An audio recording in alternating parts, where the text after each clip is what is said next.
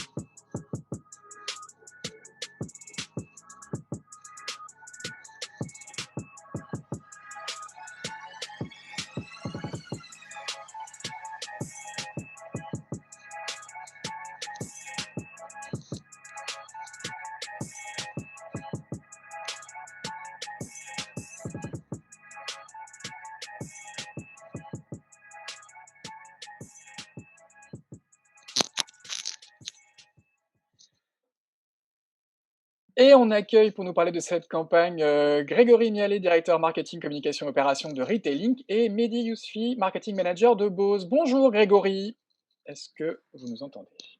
Bonjour Jérôme, bonjour à tous. Et Alors, merci beaucoup. bravo pour ce prix. Est-ce que vous pouvez nous rappeler en quelques mots, en quelques chiffres, l'activité de Retailing? Oui, bien sûr, avec plaisir. Merci beaucoup déjà pour cette récompense. On est évidemment très fiers d'avoir ce prix sur la catégorie e-retail. Présenter Retailing rapidement. Retailing, c'est la régie publicitaire du groupe Fnac Darty, qui a été créée il y a maintenant à peu près 4 ans, avec la création de la marque Retailing il y a un peu plus d'1 an. C'est une trentaine de personnes maintenant, donc c'est une équipe qui a beaucoup grossi. Et puis, c'est plus de 1000 campagnes désormais par an, à la fois en trade et en régie pour le compte de nos fournisseurs et pour l'ensemble des marques, y compris hors captive. Et qu'on comprenne bien, hein, la philosophie du retail média, c'est de transformer vos commerces ou votre site e-commerce en médias à la disposition des marques.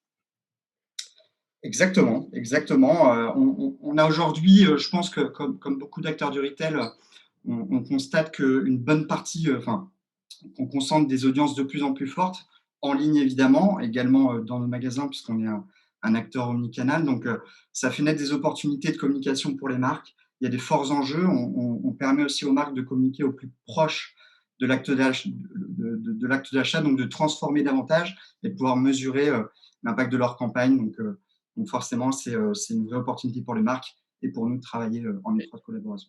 Et là, je vois que pour Bose, vous êtes allé beaucoup plus loin que ce qui pouvait se faire ces dernières années. Il y avait aussi apparemment de la réalité augmentée, des réseaux sociaux. Enfin, vous avez fait une campagne 360. Hein. Ouais, merci de mettre l'accent là-dessus.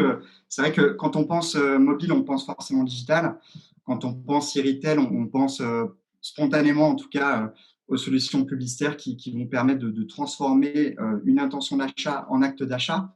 Ce qui était intéressant pour nous dans cette campagne, c'était de montrer toute la puissance du mobile qui, pour nous, dépasse, qui permet d'aller plus loin et qui peut jouer vraiment un rôle de chef d'orchestre d'une campagne omnicanal et d'une campagne full funnel. Donc, on a réussi notamment à amplifier, c'est ce qu'on a voulu montrer au travers de la vidéo, amplifier un dispositif offline par le biais du mobile et puis ensuite, évidemment, transformer plus facilement nos audiences en achat.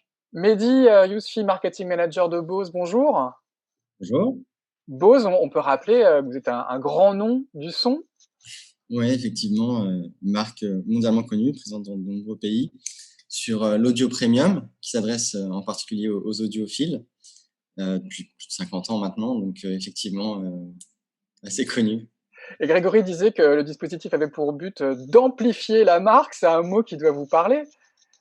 Ouais, ouais, tout à fait, bien sûr. Alors, on avait un challenge assez particulier sur ce lancement de produit, parce qu'en fait, on venait lancer nos nouveaux écouteurs sans fil, qui, pour nous, ont deux buts.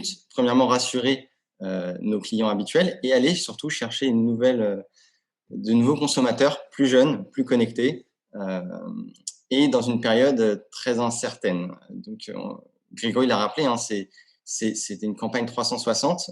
Aujourd'hui, Bose, c'est un business quand même qui est toujours majoritairement in-store, même si la balance est en train de s'inverser petit à petit. Et on était dans un contexte où on ne savait même pas si les magasins seraient ouverts ou non. Donc, vraiment, la pertinence du mobile était extrêmement claire là, sur cette campagne. Et aujourd'hui, pour une marque comme Bose, s'adresser à un commerçant, finalement, pour faire de la publicité, c'est devenu naturel? Oui, oui, oui, tout à fait. On fonctionne sur ce modèle depuis quelques années maintenant. Oui, c'est le bon vieux Et, trade marketing, finalement, que vous revisez. ouais, exactement, exactement. Et je Et, pense que le consommateur est maintenant a pour habitude aussi de se rendre naturellement pour un produit Bose à la Fnac ou chez Darty. C'est assez logique finalement. et ça reste important qu'il puisse le manipuler, le porter sur soi, et puis de partager aussi cette expérience avec sa communauté. C'était un des éléments forts de la campagne. Ouais, justement, c'est aussi une grosse partie de la problématique parce que, comme on l'a dit, le porter, c'est important. Maintenant, en période de restriction Covid, comment on fait sur des écouteurs? D'où l'intérêt en fait de la borne holographique, notamment, c'était de démontrer le produit sans pouvoir le toucher. Enfin, il y avait une vraie problématique là-dessus, hein. Et on a réussi à contourner et puis ça a vraiment bien fonctionné. Ouais, ça reste la valeur ajoutée du retail, hein. Tout à fait. Très bien, bravo, hein, Mehdi, bravo, bravo Grégory. Grégory, un mot de la fin, une campagne qui va en appeler d'autres, j'imagine. Écoutez, on l'espère. En tout cas, on travaille voilà, évidemment en étroite collaboration avec tous nos fournisseurs, continuer à innover dans cette période qui est pas toujours évidente, mais Bose, la campagne avec Bose est vraiment pour nous la parfaite illustration et le meilleur exemple qu'on peut apporter aujourd'hui. Créer du lien, continuer à créer du lien et être à l'écoute de nos consommateurs.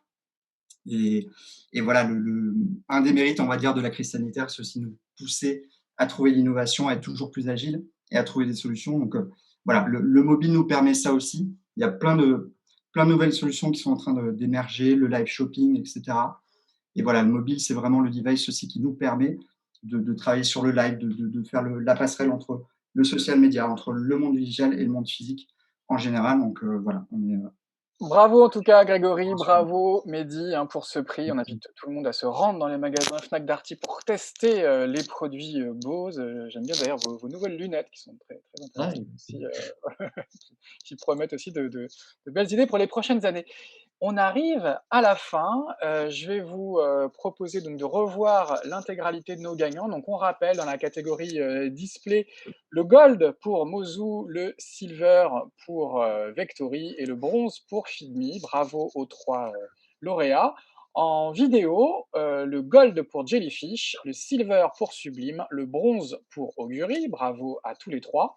En audio, le gold pour Acast, le silver pour Audion et le bronze pour Spotify.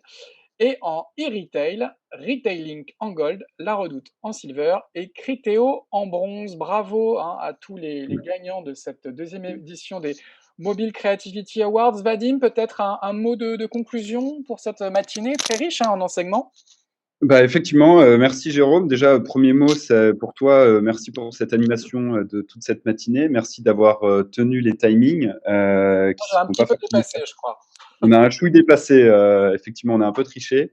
Merci à tous, à tous les lauréats et à tous les participants. On est ravis que cette deuxième édition ait pu quand même voir le jour, qui a dû être reportée malheureusement dû au contexte particulier. On espère que la prochaine sera évidemment en physique. C'était l'ambition de base et on espère que ce sera le cas pour la prochaine édition. Donc, merci aussi Martin pour cette initiative qui voit le jour.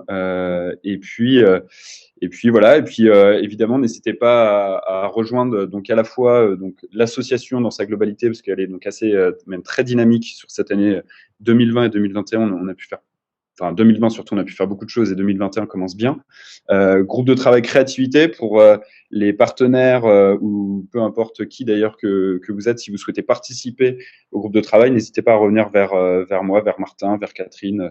Voilà, un petit mot aussi pour Catherine qui nous a beaucoup aidé à mettre en place ces mobiles créativité. Évidemment, un merci à Pierre-Emmanuel, président de l'association, qui nous a permis et également de faire voir le jour à cette initiative. Et un dernier merci, et après j'arrête, à Stratégie, qui est notre partenaire, et qui l'a été au premier Mobile Creativity Awards, qu'il l'est au deuxième, et on espère qu'il le sera sur les années à venir. Voilà, merci à tous. On a effectivement un peu débordé, il est 10h25, donc on peut vous libérer pour profiter de cette journée plutôt ensoleillée, visiblement. Merci, au revoir à tous. Merci, au revoir.